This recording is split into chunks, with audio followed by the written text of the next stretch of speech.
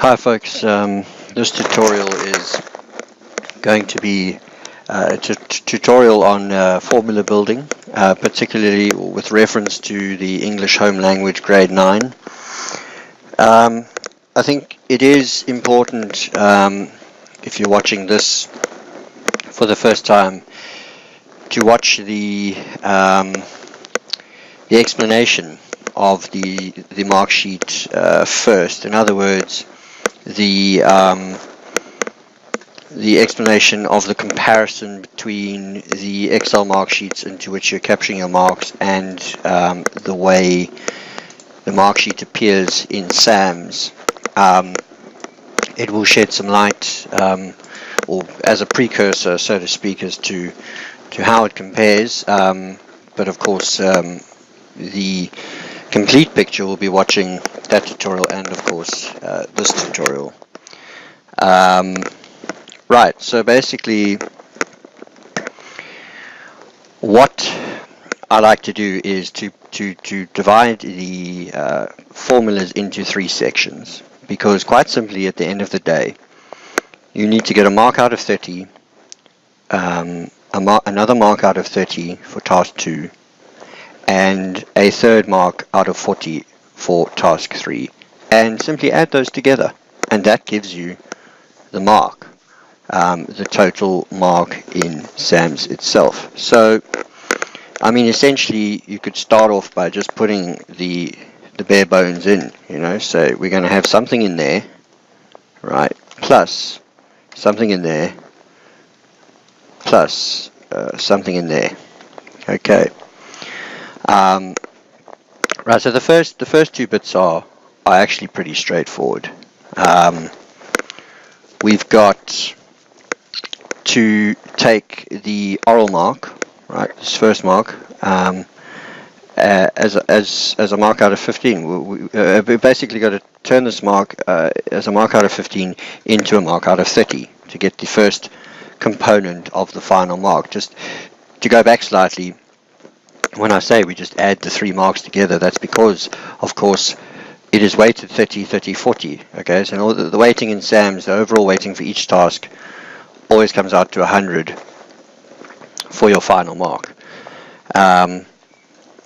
So as I say, if you take the marks for each task, whether they come from the activities or the task itself, and we'll go through all of that in more detail now, you turn it into a mark that the task is weighted out of, and you add them together. You'll arrive at the same mark as the SASAMS mark every time. Right, so the first 2 bits are fairly straightforward. We're basically going to say the mark, right, which is in this case in D9, alright, divided by what the mark is out of, and because this is a task, as you can see, the weighting of the task appears on the mark sheet. As described in the explanation videos of the comparisons between the mark sheets and the SASAMS mark sheet, the task weighting doesn't always appear at the top. In particular, if there are 2 activities within, well, whenever there is an activity within a task, the task column itself, which ends up therefore being a calculated field, doesn't appear. The rule of thumb, as explained before, is the calculated fields don't appear on the mark sheet to make it easier for the staff to know that all they're doing is entering marks where marks need to be. And, the columns they get are simply where marks need to be added. There is slightly different in the languages section, and this is explained in more detail in the explanation videos, so please, as I say, watch those. Right, so we're going to say divided by the total of the test, and quite simply multiplied by the weighting. Right, that's going to give you a mark out of 30. And then for the second segment, which is this section here, again, it's very straightforward. We're going to say the total divided by, the mark divided by the total, okay, and that is going to be multiplied by the weighting. Alright, so you'll notice that I have put dollar signs. Obviously, what the dollar sign does is it holds the row constant. So in other words, these rows here, D6 and D7, or E6 and E7, and so on, will stay as they are when we copy and paste this formula down to the next row. Okay, so in other words, when I copy this and I paste it down, the D9 will change to D10, but the D7 and the D6 will stay as they are, because obviously we want to keep referencing these cells. We don't want these cells the reference points to drop down as we copy and paste the formula down. Right. So now the third part is obviously slightly more complex, and again, if you watch the explanation video, you will see that I explain in detail how this whole section here breaks down. But in a nutshell, what we're doing is we are recreating, so to speak, this this mark over here. Okay, because ultimately this section here, which is just kind of like a calculation section, we're basically going to build into the formula as opposed to, say, displaying it on the mark sheet. And we're going to get it to be here.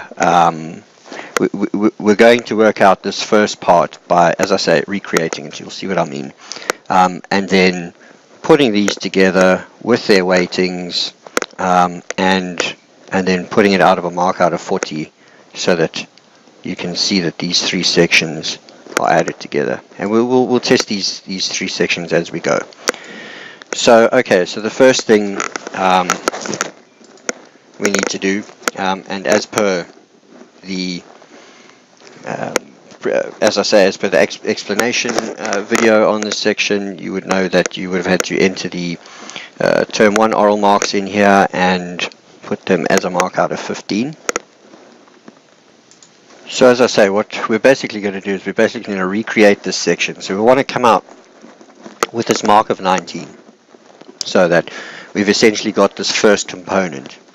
Okay, so what we'll do is, first of all, take the first element of the component, okay, and we'll see that these two components go together and they're weighted evenly, 50-50, right? Regardless of that, we're going to bring the weighting in, so they could be weighted unevenly. It doesn't matter. We're going to include it in the calculation, and we're going to bring it to a mark out of 30, which is what they want ultimately. So we will start by saying the first mark, right, divided by what it is out of, okay, multiplied by the weighting, okay, and again hold your rows constant for your constant reference points. And right, bear in mind that we had this, this is going to form the entire section, so we're going to put this first component, okay, of the section, of which there are going to be 4. There are going to be 4 components of the first section. So the first component is going to go into its own brackets, okay, and we are going to add this, right, so we've done this, the oral 1 component, we're going to add it to the oral 2 component. So now the oral 2 component, which we technically don't have entered in here, we can reference from the place where it already has been referenced. There's no need to have entered it twice, so to speak. So basically, again, fairly simple. So reference the first cell again, okay, from where the oral 2 mark was captured, divide it by, and now you can reference what it is out of, okay, hold it constant, and multiply it by the contribution, okay, and right, so that now is going to give us our first, okay, sorry, and that we need to close the brackets for that one. Right, so that is obviously going to give us a mark out of 100 because we've converted that to a mark out of 50 and a mark out of 50 and added them together. Okay, the F6 and the G6 are 50 and 50. Added them together, that's going to give us a mark out of 100. So we want to convert that mark to a mark out of 30. So what we've got to do is we've got to divide this whole section, okay, this whole section. So I'm going to stick it in brackets, okay, and divide it by 100, and then multiply it by 30, okay, or if you like you can simply reference what you do want it to be out of, okay, which is ultimately this weighting over here, so H6. Yeah. Constant. Now, of course, we've had a mark out of 100 that came from two marks that were out of 15, and can turn them into a mark out of 30. So there's every chance that there could be a decimal. But as explained in the explanation videos, when a mark gets created or generated, or a task mark gets created or calculated, should I say, decimals round off. So we actually have to round this off. But what I'm going to do is I'm going to show you, we can actually show the calculation for this third point as it's going so far. So we can see if we're going to come out with this mark of 19 over here. So what I'm going to do to test this is I'm actually going to grab everything that's inside. Remember, these outer brackets are for the entire third section, right? So I'm going to grab the two marks that we calculated, divided by 100, multiplied by the weighting of 30. Okay. Copy that, pressing Control C. Right, I'm going to enter this for so long so that it's off to one side.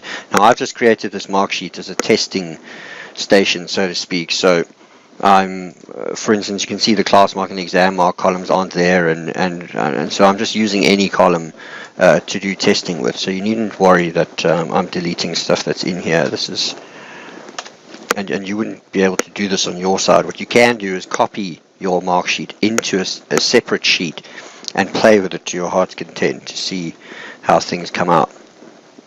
Okay. So you can see that in actual fact, in this case, the mark comes out to exactly 19.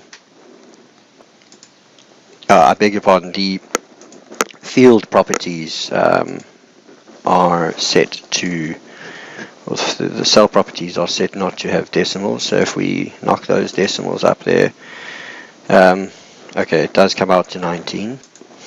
But of course, we want to make sure that there aren't going to be any decimals in any other cases. So what we can actually do is round this off, and what you do is you type in the word round. Okay, it'll actually pick up that you're introducing a built-in function, a function built into Excel. Open the bracket, in other words, open the bracket to tell it what you're going to round. If we're going to round off this whole thing. Okay, so then all you do is at the end of that entire thing, you put a comma, and you can see it actually comes, the IntelliSense comes up here. It tells you, says round, open bracket, the number, which is the formula we've done, and now the number of digits that you want it rounded to. Well, we want to round it to 0. Okay, 0 digits, in other words. And then close the round function. Okay, so now what you've done is we can actually take this bit, or we can go back and write it straight into our formula, but now that we've done it, we can take that bit and put it exactly in between the two outer brackets, okay, for the last segment. Right, so what we've done is we have actually now calculated in this section here, we've calculated the first component of the 4 components within task 3. Okay, which you can see, and we've proved, was 19. Okay. Now, given the fact that much like we do with the overall tasks, with the activities that are weighted, the total weighting comes to 100, right? We can do the same thing. We calculate each mark and we turn it into its weighted component. So it doesn't always, the total marks doesn't always match up. You'll see cases, for instance, more extreme than this, where the total marks don't match the weightings above. And here is an example here, like this mark is out of 35, for example, and it ultimately gets turned into 30. I wonder if it isn't actually a slight mistake on the SAM side, because it's saying the total marks is 100, but it's not. It's actually 105. But it doesn't actually matter, because we will turn these marks into their weighted components. If you have a mark out of 35, it doesn't matter. And that will ultimately become a mark out of 40, and the 3 task areas will be added together. You'll see what I mean. So now what we want to do is we have the first component, okay, which is all the way up to the inside of the outer brackets at the moment, okay. Of the third, we have the first component of the third task calculated. So now we simply want to say plus, okay, and I'm going to make 2 new open and close brackets, because now we're going to do the second component, which is this one here, okay, and that is this mark here, right, 26 out of 35, as you can see in the mark sheet. So quite simply, again, take the mark divided by the test total, hold it constant, okay, and multiply it by the weighting to get it out of its weighting, and hold that constant. Right, so now we have done the second component of the third task, okay, far simpler than the first component. The first component was more convoluted, as I say, because we had to actually recreate it, so to speak. Alright, so now we're going to do the third component, so say plus, and again open and close the brackets. So now, again, the same thing, take the mark divided by the total of the test, hold it constant, right, and multiply it by the weighting for that. And now we're going to do the final component. Let's just hold that constant, right? And now we're going to do the final component. So let's open and close the brackets for the final component. And we say just literature, okay, that mark divided by total, hold it constant. And folks, for those of you who are astute out there, and I have no doubt that we'll have the odd mathematician, glorious mathematician, judging my work. I'd say that's supposed to be J. Sorry, that last one, I've got a slight typo. Yeah. Yes, you know,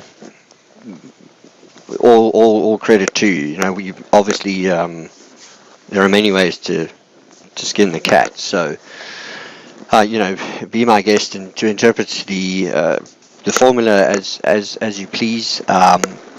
To reshape them, simplify them if you like. I was remembering my grade 9 maths teacher now, simplify.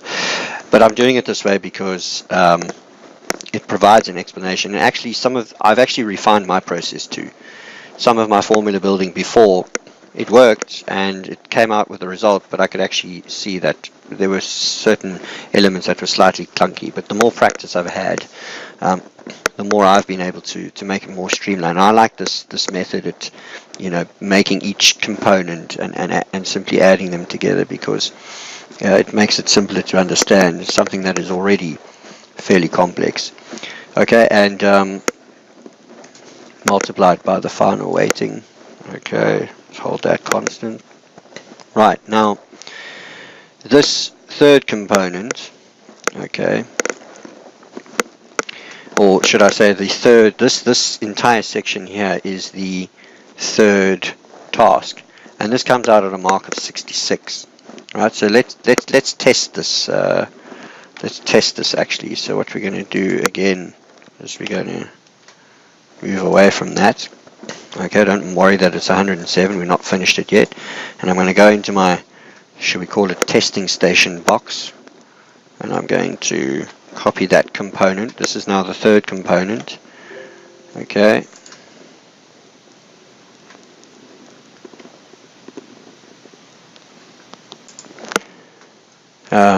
Sorry, I actually grabbed the wrong bit there. This is the entire third component, okay, from the round sign. So we'll copy that, and we will go to our testing station once again.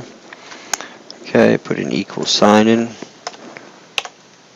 Okay, and you can see we come out at 66.29. This is a perfect example of what I was talking about before in terms of ridding ourselves of the decimal. So SASAMS doesn't hold the decimal, and it does make a difference because, as I say, when you are adding the components together at the end and there's been decimals dropped in all of the tasks, which in some cases, in some of the subjects, that does happen, not to mention the fact that when marks are being pushed and pulled through all over the place from term 1 into here and then turned into a mark out of 15 and then again into a mark out of 30 and decimals get dropped all over the place, it does make a difference, of course.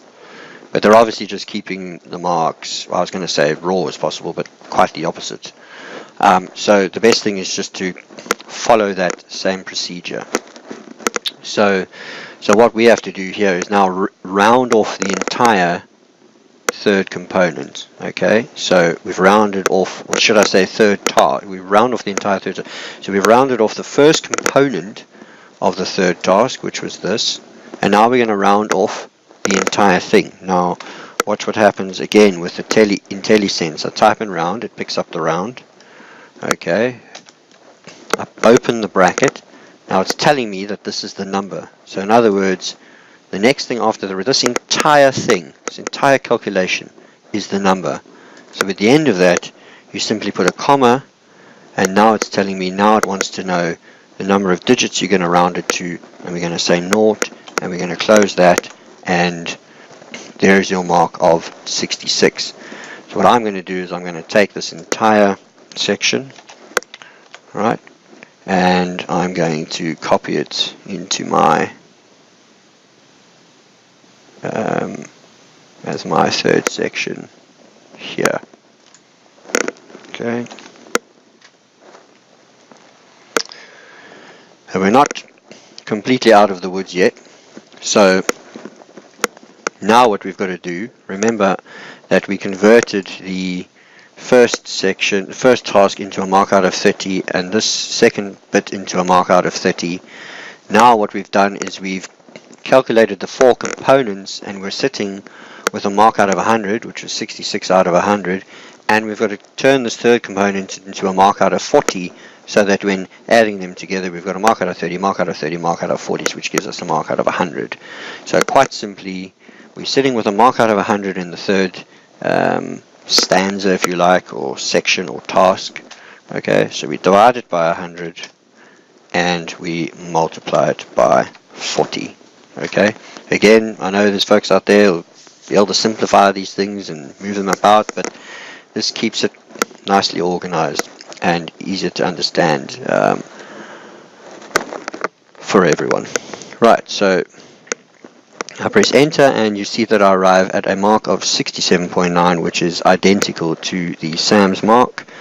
And what I've done is I've entered a second set of marks below, which mirror the marks I entered into SASAMS for testing purposes. And so I will copy, to test my copy and paste, I will copy that formula and paste it, and see that I arrive at a mark of 59.9, which is exactly what SASAMS has calculated as well. So that will mean that the mark that is pushed through to front office reports for term 2 will match what is in SASAMS. Now I'm just going to briefly say, and we're going to cover this again in another tutorial, in terms of in term 2, in terms of the mark columns that people have on their reports. Okay, so again, just to briefly cover, some people, for instance, on their reports have 2 sections, right? they have an exam mark and they have a term 2 mark. And the exam mark goes into the report display 5 column in front office, or term 5 as it used to be called.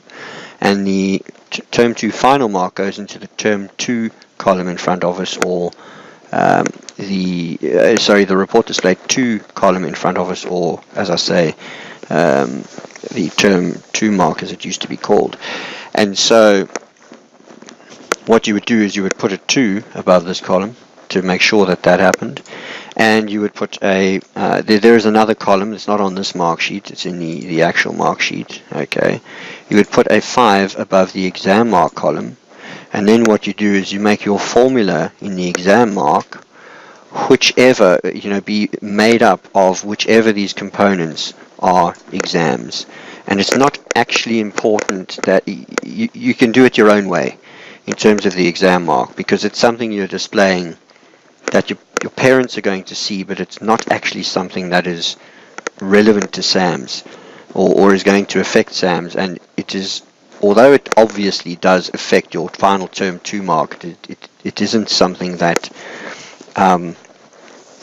is directly relevant, in the sense that you can see that the report mark has been calculated from all these components. In some of the other subjects it's more obvious. There was a test component and an exam component, and you do, for instance, have schools that have 3 columns on their term 2 report. So they've got a class mark, right, that they want to appear, so the classwork that was done, the exam mark that they want to appear, and the report mark. Okay, so what one does in that instance is they still have the report mark calculated by looking at the components and getting it to match SAMS. Okay. Oh no, that's not actually correct. Hang on a second. Sorry. What I meant to say was you will work out which components of these are the class mark, and you would put a 2 above that. You would work out which of these components are the exam mark, and you would put a 5 above that. And then what you would do is you would work out with the relationship between them. Okay, let's say, for example, task 1 and task 2 are class marks, so that's 30 and 30. And all of task 3 is an exam mark, so that's 40. Okay, so your report mark, which is ultimately the thing that would go through to front office. So what would go through to front office, sorry, let me put it this way, is you would put a 2 above this column and a 5 above this column. And the class mark is made up of, say, these first 2 components of 30 and 30. In other words, it counts 60% of the term 2 mark. And the exam mark would count 40% of the final of the term 2 mark. So in front office, your weighting in set classes would be 0, 3. So that's the second. The 3 is the second component. 0, 0, because we're not dealing with term 3 and 4 yet, or report display 3 and 4. And then a report display 5, which is your exam mark for term 2, would be a 2. Okay, so you've got 0, 3, 0, 0, 2. In other words, the class mark component counts 3, and the exam mark component counts 2. So 3 plus 2 is 5. Okay, so your class mark counts 3 out of 5, which is 60%. Okay, 30 and 30 is 60. And your report display 5 mark counts 2 out of the 5. Okay, which 2 out of 5 is 40%.